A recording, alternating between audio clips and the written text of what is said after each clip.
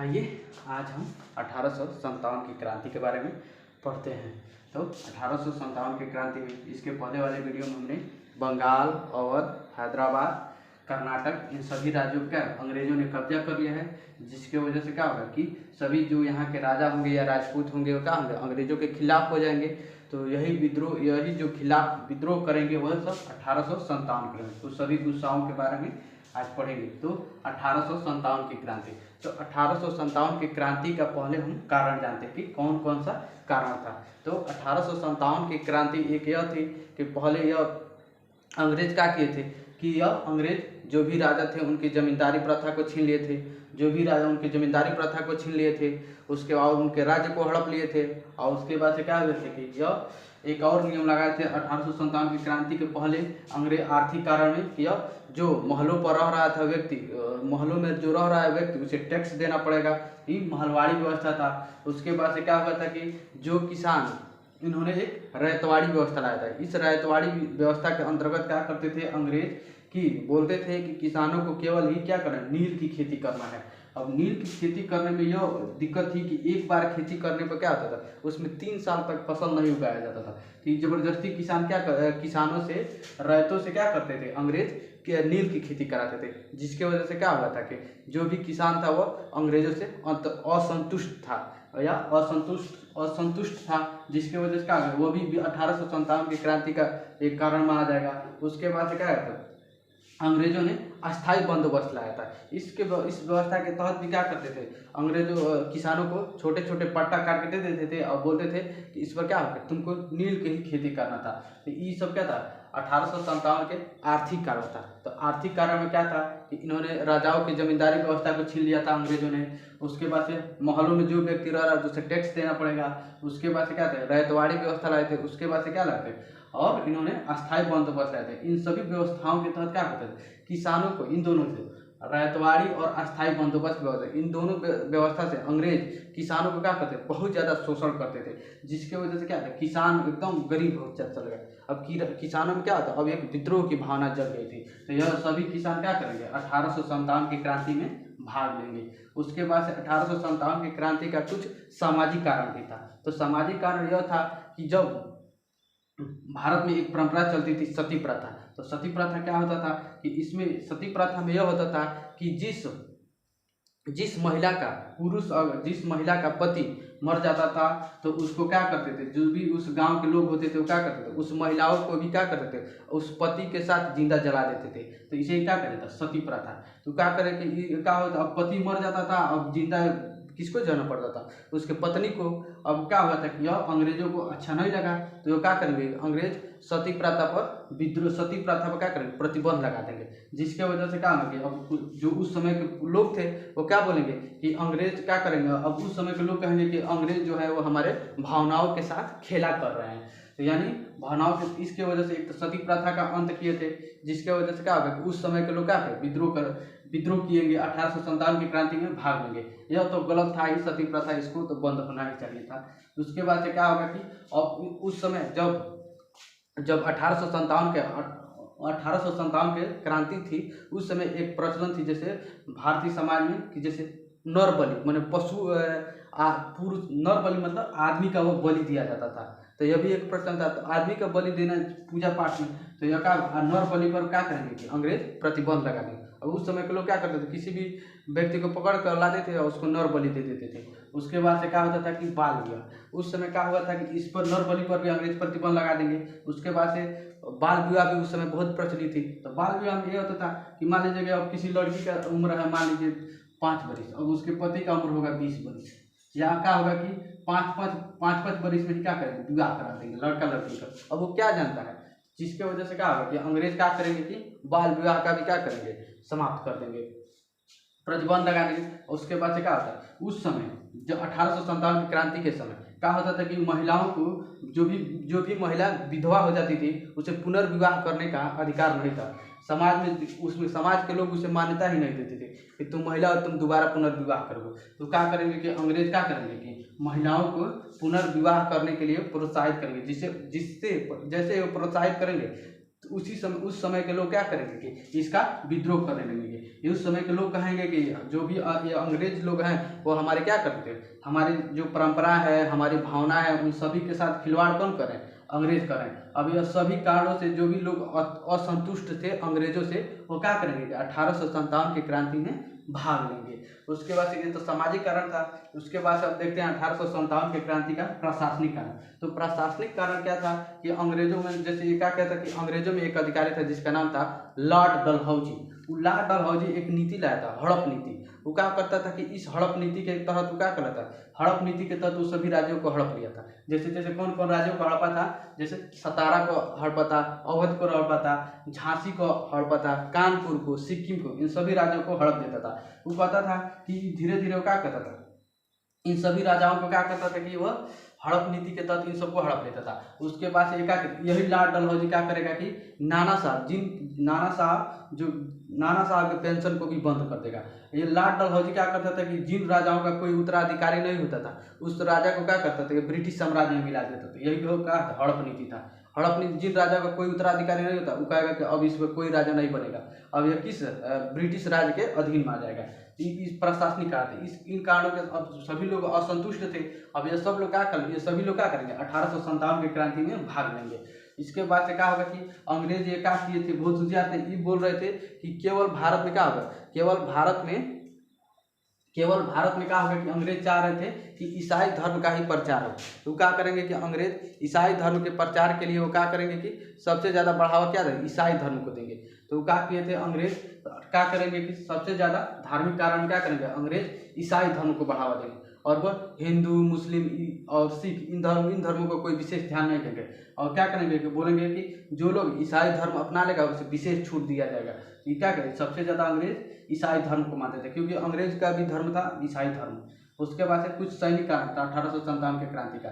तो 1857 का सैनिक कारण यह था कि क्या करते थे कि भारतीय जो भी सैनिक थे उस सैनिक में जो सेना में होता था कि हिंदू भी जाते थे, मुसलमान भी जाते थे, सिख भी जाते थे। और उसके बाद से क्या होता है, ये सभी लोग जाते थे, सेना में भर्ती होते थे।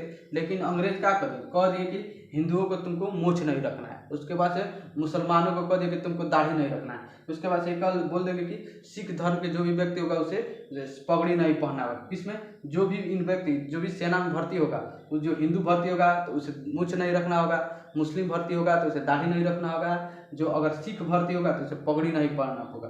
तो ये क्या करेंगे, इन सभी के कारण क्या होगा, सैनिक भी अब लगेंगे अंग्रेजों का विद्रोह करने, जिसकी वजह से क्या करेंगे, इस सैनिक कारण के कारण सभी जो सैनिक असंतुष्ट थे वो क्या करेंगे 1857 की क्रांति में भाग लेंगे अंग्रेजों के खिलाफ। उसके बाद से उस समय के एक तत्कालीन कारण यह भी था कि अंग्रेजों ने एक राइफल लाया था। पहले तो बेस फील्ड राइफल चलाया जाता था। उस बेस फील्ड राइफल के आधार पर स्थान पर इन फील्ड राइफल आए थे। अब इन फील्ड राइफल में क्या होता था कि उसमें एक कारतूस होता था, जैसे बंदूक का गोली नहीं होता है तो एक गोली लगा होता था। अब उस कारतूस के गोली में ये सब मारा जाता था। अफवाह फैल गया था कि उस कारतूस में क्या होगा है कि गाय और सुअर का चर्बी लगा हुआ है।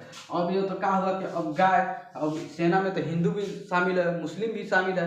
अब वो क्या करेगा, अब किसी ने अफवाह फैला दिया कि क्या हुआ था कि जो भी सैनिक इस कारतूस का प्रयोग करता है उसमें क्या लगा था, उसमें गाय और सुअर का चर्बी लगा हुआ है। अब गाय सबसे ज़्यादा हिंदू धर्म के जो भी व्यक्ति है वो गाय को सबसे ज़्यादा पवित्र मानता है। और उसके बाद से जिसके वजह से गाय का चर्बी लग गया था तो अब हिंदू वाला जो भी हिंदू सैनिक होगा वो उस कारतूस का प्रयोग करने से मना कर देगा। और उसके बाद से सुअर का चर्बी लगाता। तो सुअर के चर्बी में क्या होता है, जो मुसलमान होते थे वो क्या होते थे, सुअर के से बहुत ज़्यादा घृणा करते, उसका नाम भी नहीं सुनते हैं। तो अब उसका नाम जिसका नहीं सुनते अब उसके चर्बी को अपने मुंह से लगाना होगा, जिसके वजह से क्या मुस्लिम भी भड़क जाएंगे। अब ये क्या कि यहाँ पर तत्कालिक कारण यह भी था कि यहाँ पर हिंदू मुस्लिम दोनों भड़क गए और कारतूस वाला। उसके बाद से क्या होगा कि एक और अफवाह फैल गया कि सैनिकों में अब वो कह रहे थे कि जो भी अंग्रेज जो आटे दे रहे थे उसमें गाय और सुअर के हड्डी का मिश्रण हुआ है। अब यह सभी कारण के चलते क्या कि सभी लोग जो भी असंतुष्ट होगा वो सभी व्यक्ति का 1857 की क्रांति में भाग लेगा। उसके बाद से एक और कारण यह भी था, जब यह कारतूस का अफवाह फैल गया तो वो क्या कि एक बंगाल में बैरकपुर छावनी का एक सेना था, सैनिक था जिसका नाम था मंगल पांडे। वो मंगल पांडे बहुत ही एक अच्छा हिंदू था, बहुत ही हिंदूवादी था। वो गाय को बहुत ज़्यादा मतलब वो एकदम हिंदू था, वो भी ब्राह्मण था जाति का। वो कहा होगा कि अंग्रेज बोलेंगे कि मंगल पांडे तुमको इस कारतूस का प्रयोग करना है। अब ये क्या करेगा कि मंगल पांडे कहेगा कि मैं इस कारतूस का नहीं प्रयोग करेंगे। तो पूछेगा अंग्रेज कि किस लिए, क्यों नहीं करोगे? तो इसमें वो बोलेगा कि इसमें गाय का चर्बी लगा हुआ है। तो वो कहा कि चर्बी लगा हुआ, तो इसलिए मैं इसका प्रयोग, मैं इस कारतूस का प्रयोग मैं नहीं करूँगा, क्योंकि मैं गाय को मैं गाय को माता मानते हैं हिंदू धर्म वाले, तो इसलिए वो कारतूस के प्रयोग से मना कर देगा। शुरुआत में तो वो मना करेगा, लेकिन क्या होगा, अंग्रेज के 2 अधिकारी होंगे जिनका नाम होगा लेफ्टिनेंट बाज और लेफ्टिनेंट ह्यूज। ये दोनों लोग क्या करेंगे, मंगल पांडे पे एकदम प्रेशर बनाएंगे, तुमको कारतूस का प्रयोग करना ही है, तुमको कारतूस का प्रयोग करना ही। अब वो क्या करेगा, उठेगा मंगल पांडे, कारतूस का प्रयोग करेगा। अब उठेगा तो कर्नल बाज, लेफ्टिनेंट बाज और लेफ्टिनेंट ह्यूज, इन दोनों को गोली मार देगा वहीं पर। अब जिसके वजह से क्या होगा कि अब गोली मार देगा। अब जिसके कारण क्या करेंगे अंग्रेज, 8 अप्रैल 1857 को बैरकपुर के छावनी में क्या करेंगे कि मंगल पांडे को फांसी की सजा दे देंगे, जिसके वजह से क्या है, सैनिकों में और ज्यादा विद्रोह फैल जाएगा। अब इन सभी कारणों के कारण क्या होगा कि सभी लोग 1857 की क्रांति में भाग लेंगे। अब जितना लोग परेशान हैं अंग्रेजों से, अब कहेंगे कि अब अंग्रेजों को भारत से मार के भगाना ही।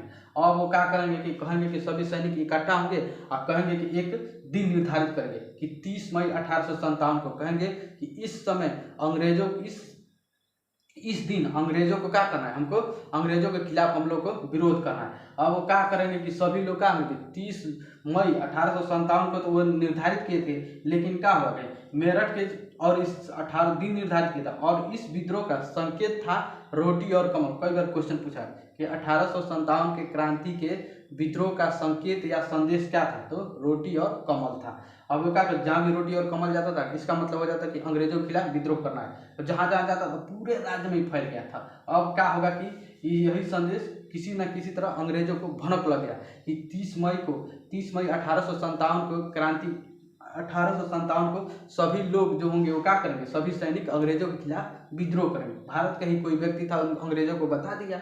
लेकिन क्या होगा कि अब अंग्रेज एकदम सजग हो गए, लेकिन वो क्या होगा कि बीच में एक घटना घट गई कि जो सैनिक था, लेकिन मेरठ के जो सैनिक रहते थे, 20 नेटिव इन्फेंट्री के जो सैनिक थे, जवान थे, वो क्या करेंगे कि 10 मई 1857 को ही अंग्रेजों के खिलाफ विद्रोह कर देंगे। अब वो क्या करेंगे कि 20 दिन पहले ही क्या करेंगे, 20 दिन पहले ही अंग्रेजों के खिलाफ विद्रोह कर देंगे, जिसके वजह से क्या होगा कि अब वो विद्रोह तो हो गया था, अब ये क्या होंगे, अब सभी लोग जो जहाँ था तहाँ से अंग्रेजों को पीटना चालू कर दिया था। अब सभी लोग क्या करेंगे कि पीटना चालू कर दिए थे। अब ये क्या होगा कि जो सैनिक यहाँ पर जो विद्रोह किए थे, 20 नेटिव इन्फेंट्री के जवान, वो क्या करेंगे कि सीधे पहुंचेंगे दिल्ली, और दिल्ली का उस समय शासक थे जिनका नाम होगा बहादुर शाह जफर।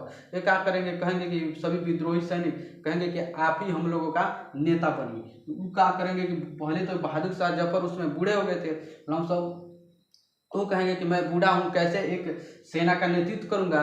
तो कहेंगे कि अब सभी सैनिक कहेंगे कि नहीं, आप ही को क्या करना है, हम 1857 के क्रांति के नेता बनना होगा। अब सैनिकों के जबरदस्ती करने के बाद क्या होंगे कि यही बहादुर शाह जफर क्या होंगे कि 1857 के क्रांति के विद्रोहियों का क्या नेता बन जाएंगे। और क्या होगा कि अब जो दिल्ली से अब ये विद्रोह कर देंगे। अब वो क्या होगा कि अब इसी 1857 की क्रांति में लखनऊ से 4 जून 1857 को बेगम हजरत महल, जो बेगम हजरत महल किसकी पत्नी थी, तो वाजिद अली शाह की थी। तो वाजिद अली शाह की पत्नी बेगम हजरत महल भी क्या करेंगे, लखनऊ से विद्रोह कर देंगे, क्योंकि अंग्रेज क्या किए थे कि वाजिद अली शाह को, अवध को क्या किए थे, यह कुशासन के आरोप में हड़प लिए थे और वाजिद अली शाह को फांसी दे दिए थे, जिसके वजह से क्या करें, बेगम हजरत महल 4 जून 1857 की क्रांति में इन्होंने भाग लिया था। उसके बाद से क्या होगा कि कानपुर से, जो उत्तर प्रदेश में, तो कानपुर से क्या होगा कि भाग लेंगे, कानपुर से 5 जून 1857 को नाना साहब भाग लेंगे, उनके साथ होंगे तात्या टोपे। इन दोनों लोग क्या गए, कानपुर से भाग लेंगे 1857 की क्रांति में। और ये तात्या टोपे का जिनका मूल नाम पूछता है, कई बार क्वेश्चन पूछा होता है, तात्या टोपे का मूल नाम क्या था, तो रामचंद्र पांडुरंग था, रामचंद्र पांडुरंग। यह भी क्वेश्चन पूछा है कि झांसी की रानी की गुरु कौन थे, तो यही थे तात्या टोपे। अब क्या हुआ था कि झांसी से भी कौन विद्रोह की थी, तो झांसी से क्या हुए थे कि रानी लक्ष्मीबाई विद्रोह किए थे। रानी लक्ष्मीबाई का मूल नाम था मनुबाई। ये क्या हुआ था कि रानी जो बनारस की रहने वाले थे, इस रानी लक्ष्मीबाई का विवाह हुआ था ग्वालियर के राजा गंगाधर राव से हुआ था। लेकिन क्या होगा कि कुछ समय बाद इनकी मृत्यु हो जाएगी, किनकी, गंगाधर राव की। अब ये क्या होगा कि जो इनकी मृत्यु हो जाएगी, अब ये कहेंगे कि झांसी की रानी एक इनका कोई पुत्र नहीं था। अब ये क्या कहेंगे कि एक दत्तक पुत्र, मतलब दत्तक पुत्र का होता है कि दूसरे के पुत्र को गोद लेना, ये क्या कहेंगे कि एक पुत्र को गोद लेंगे, अब जिसे कहा जाएगा दत्तक पुत्र। अब वो दत्तक पुत्र को कहेंगे कि रानी लक्ष्मीबाई कि झांसी की राजा यही बनेंगे। अब यह अंग्रेज मानने से इनकार कर देंगे, वो बोल देंगे कि यही लाल डलहौजी बोल देगा कि अब झांसी की रानी को बोल देगा कि आपका दत्तक पुत्र अगला झांसी का राजा नहीं होगा, जिसके वजह से क्या होगा कि रानी लक्ष्मीबाई भाग लेंगी 1857 की क्रांति में। अब ये क्या होगा कि अब यही, और उसके बाद से क्या होगा कि पटना से भाग लिए थे जिनका एक पुस्तक विक्रेता था जिनका नाम था पीर अली, और उसके बाद से आरा जिला, आरा के जगदीशपुर से भाग लिए थे वीर कुंवर सिंह। अब वो क्या होगा कि आरा से वीर कुंवर सिंह, इनकी भी जिम्मेदारी क्या की था, अंग्रेज छीन लिए थे। अब वो क्या करेंगे, यह वीर कुंवर सिंह भाग लेंगे। अब ये क्या करेंगे कि ली ग्रांट को 23 अप्रैल 1858 को हरा देंगे 1857 की क्रांति में। उसके बाद से क्या होगा कि इनका इसी अंग्रेजों से लड़ते हुए इनका एक हाथ कट जाएगा। अब वो हाथ में गोली लग जाएगी, गोली लग जाएगी, जिसकी वजह से क्या करेंगे, अपना हाथ काट देंगे। वीर कुंवर सिंह एकदम 80 वर्ष की अवस्था में भाग लिए थे। कई बार क्वेश्चन पूछा है कि वीर कुंवर सिंह कहाँ से भागे, तो आरा जिला के जगदीशपुर गांव के कौन थे, वीर कुंवर सिंह ने भाग लिया था। अब देखते इतना लोग तो भाग लिए थे 1857 की क्रांति में। अब उसके बाद देखते हैं कि 1857 की क्रांति को जो जहाँ से विद्रोह किया था, उन विद्रोहों को कौन कौन अंग्रेज दबाए थे। तो बहादुर शाह जफर के जो विद्रोह दिल्ली से किए थे, इनके विद्रोह को दबाया था निकलसन और हडसन। कई बार क्वेश्चन पूछा हुआ, ध्यान दीजिएगा कि बहादुर शाह जफर जो दिल्ली से भाग लिए थे 1857 की क्रांति में, इनके विद्रोह को कौन दबाया, तो निकलसन व हडसन ने दबाया था। उसके बाद से हजरत महल के विद्रोह को किसने दबाया था, तो हजरत महल के विद्रोह को कैंपबेल ने दबाया था। उसके बाद से क्या होगा कि झांसी की रानी, कई बार पीसीएस में आया कि झांसी की रानी का विद्रोह किसने दबाया था, यही ह्यूरोज ने दबाया था, एकदम ध्यान दीजिएगा। उसके बाद से क्या होगा कि लियाकत अली जो इलाहाबाद से भाग लिए थे, इनके विद्रोह को दबाया था कर्नल नील ने। और उसके बाद से कुंवर सिंह के विद्रोह को दबाया था ली ग्रांट ने, जिसको कुंवर सिंह पराजित किए थे। अंततः अंग्रेज जीतेंगे। अब क्या होगा कि 1857 की क्रांति में थे इतने अंग्रेजों ने विद्रोह को दबाया था, और 1857 की क्रांति को दबाते हुए 3 ठो अंग्रेज मर गए थे। ये भी कई बार क्वेश्चन पूछा। एक अंग्रेज मरा था जिसका नाम था कर्नल नील, दूसरा का नाम था लॉरेंस, और तीसरा का नाम था हैवलॉक। कर्नल नील, लॉरेंस और हैवलॉक था। अब देखते हैं, ये तो अंग्रेज सेनापति का विद्रोह को दबाते हुए मारे गए थे। उसके बाद से देखते हैं 1857 की क्रांति के असफलता का कारण।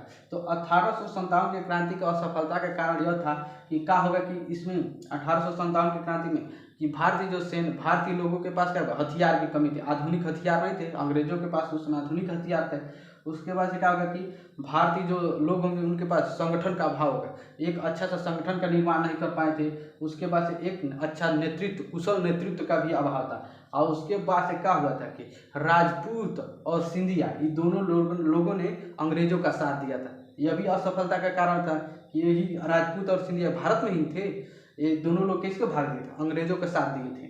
उसके बाद से क्या होगा कि उस समय के जो शिक्षित लोग थे वो क्या कहते, विद्रोह में भाग नहीं लिए थे।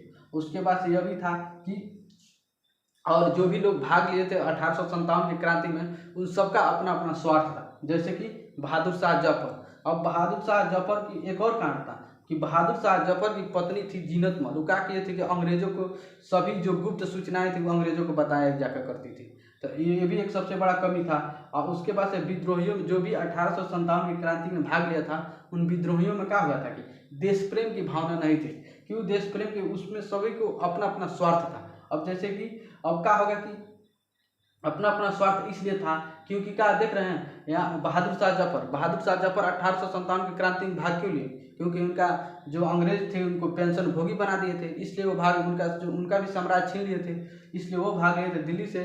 अब होगा कि उसके बाद से हजरत महल किस लिए भागे, क्योंकि उनके पति वाजिद अली शाह को क्या कहते थे, अंग्रेज क्या कहते, इनको कुशासन का आरोप लगाकर अब इनको क्या कहते, फांसी की सजा दे दिए थे। और उसके बाद से नाना साहब का पेंशन बंद कर दिए थे, इसलिए इन्होंने भाग लिया था। अब झांसी की रानी इसलिए भाग ली थी क्योंकि इनके दत्तक पुत्र था, जो का दत्तक पुत्र को अंग्रेज राजा मानने से इनकार कर दिए थे, इसलिए झांसी की रानी ने भाग लिया था 1857 की क्रांति में।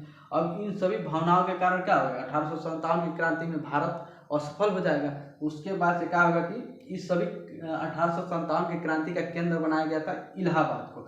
अब इलाहाबाद इस सब जब 1857 की क्रांति हो गया, तब ये पूरे इंग्लैंड में यह फैल गया कि वहाँ भारत में जैसे कि किस लिए विद्रोह कर रहे हैं, तो इस सभी विद्रोह किस लिए विद्रोह कर रहे थे।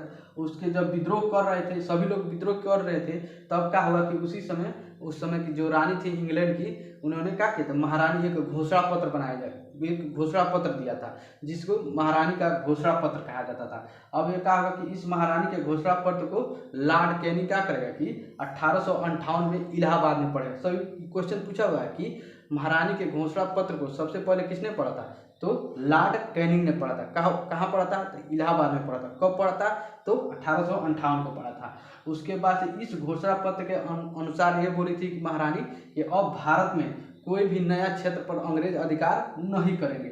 और जब यह घोषणा पत्र की थी महारानी, तब उस समय ब्रिटेन के पीएम थे जिसका नाम था पाम स्टर्लिंग। कई बार क्वेश्चन पूछा है कि जब महारानी का घोषणा किए थे तो उस समय इंग्लैंड का पीएम कौन था, प्रधानमंत्री कौन था, तो यही पाम स्टर्लिंग था।